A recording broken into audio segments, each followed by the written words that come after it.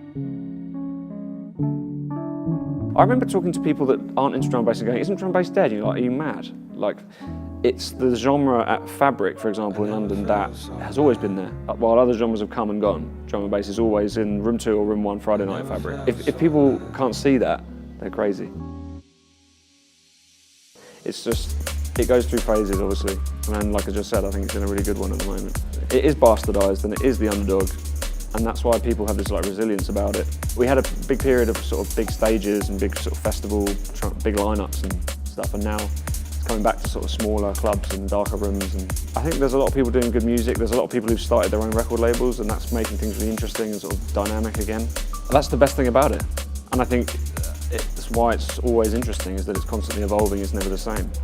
Darren's a perfect person to talk to about that, because he's been through so many different iterations of the genre, you know, like Bad Company, Autonomic, his sort of liquidy D-bridge phase. He's, you know, that guy's got creative blood flowing through his body. Drum and bass world, I've just always been influenced by Calibre and D-bridge. They're just like idols.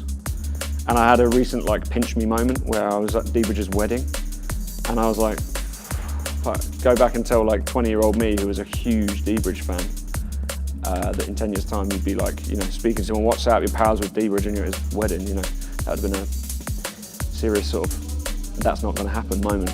Outside of drum and bass, I don't really listen to much electronic music, to be totally honest.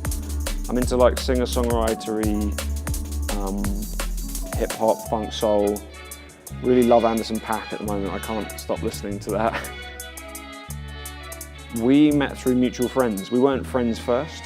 He was promoting a night in London, but lived in Brighton, and knew people that I knew who had heard what he was making. And I used to always be able to finish tracks, but they wouldn't sound complete, and he could never finish tracks, but they always had too much in them, so it was a good sort of mishmash. As a consequence, though, it's tricky, because we're quite different, and we didn't meet as friends on that basis. We just wrote similar sorts of music, and that worked. So we're quite different now.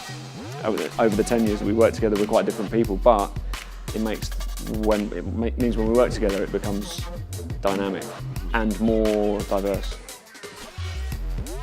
Never think you know it all, because you don't. You're always learning, you're always sort of reinventing through production, through how the industry works. It's always in flux. There's never, things aren't away, and that's how it works.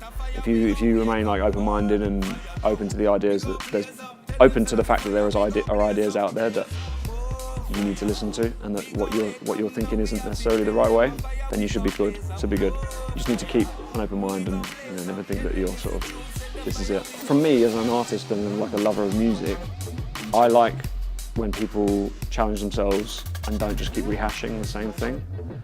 You know, like the David Bowie idea that every album's got a different theme or a different sound, and if you're a true fan of that person, then you can get behind it, you buy into the project. I'm not into sort of stagnation and rehashing ideas. I want to shout all the promoters and everyone like doing the hard work here at the conference too. That, you know, it's been a great day, and like I've learned lots of stuff already this morning, and the shows have been really good. So I can't wait to come back.